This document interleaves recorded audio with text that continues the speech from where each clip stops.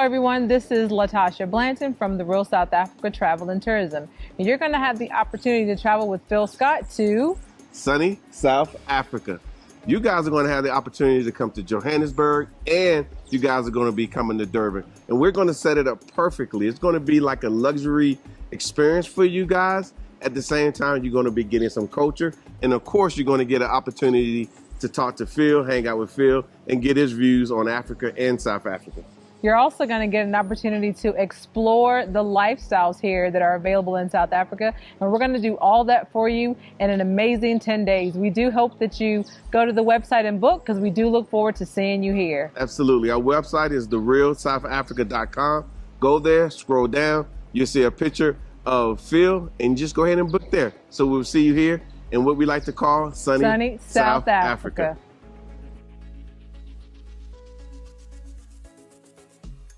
We often hear people telling us that it's our own fault.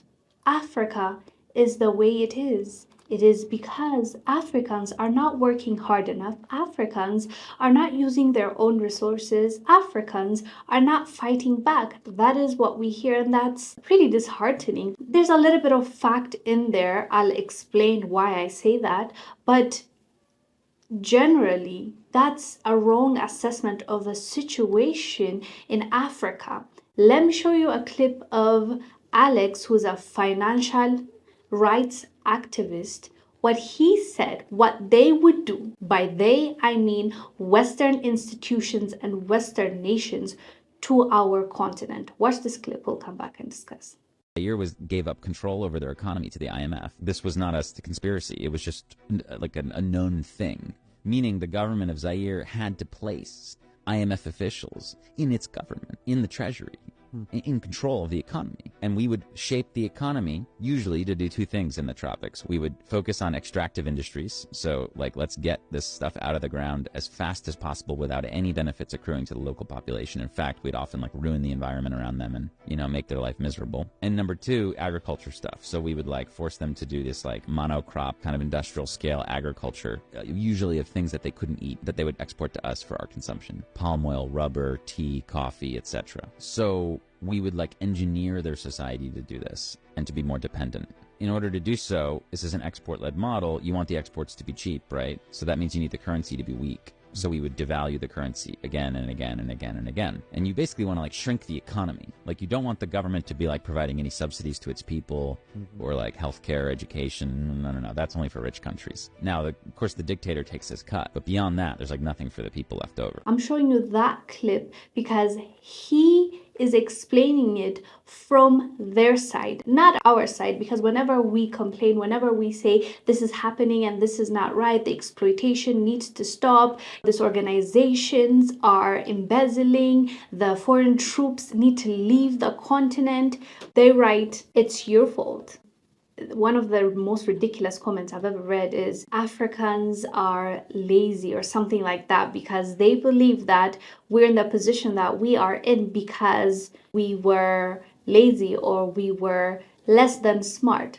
But it's actually quite the opposite. It's because we trusted certain nations. Like, for example, when IMF or World Bank is coming to your door and saying that we're here to help, or foreign troops coming and telling you we're helping you with the insurgencies, if you didn't know any better, I'm not even gonna fault our great-grandparents and grandparents for making those deals, the ones that were not aware of what these people were calculating for them and what they're preparing for us. They did not know. I can't even be mad at those leaders, but there are leaders that came after them. They knew exactly what they were doing. They knew that they're going to take a cut, and they knew that they're going to allow this to happen, whatever it may be. They're okay with it because they're paid up. Because I think it's really important that we differentiate between those two. There are leaders that did not know better. Because there are two types of leaders. One did not know any better and they were naive, right? There's a reason why there's a saying, fool me once, shame on you, and fool me twice, shame on me. So that leader didn't know any better, right? The damage is still done, but you can't be that hard on that person or that government. But the second type of leadership. They knew exactly what they were doing. They were allowing these people to come into their countries and take what is there for the people to use, to utilize, to sell, to make money off of. They didn't care as long as their pockets were filled. And that's the sad reality of why things happen in Africa. And as you know, the conflicts that will just arise all of a sudden when there's gold that is found or where there's oil, the war will come with it, because these people have the money and the resources to pay for that conflict, right? The West is known to do that. There are so many whistleblowers from their own people, not even Africans blaming them, but their own people, like the Confession of an Economic Hitman. He explains it very well how they do things step by step.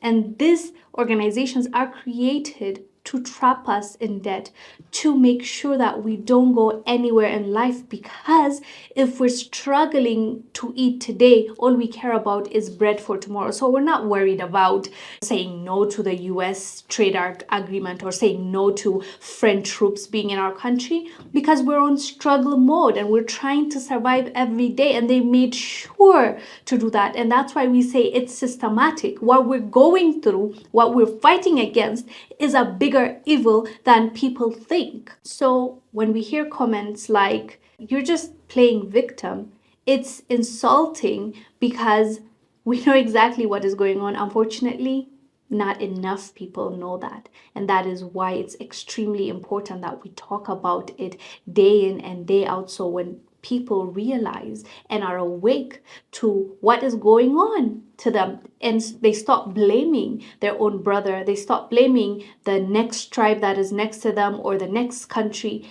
that is when I think we will see a difference. Because as much as us on social media, we're talking about this and we're sharing this information, majority of Africans don't even know who the real enemy is, and it's extremely, extremely sad. And that is why we need to continue talking about it and sharing this information. So that is what the financial rights activist Alex had to say about the situation in Africa and how they use certain people, certain organization to infiltrate a country and just suck us dry, basically. Anyways, fam, let us know down below what your thoughts are about this. I am Wongel Zelalem. I'll see you on the next one.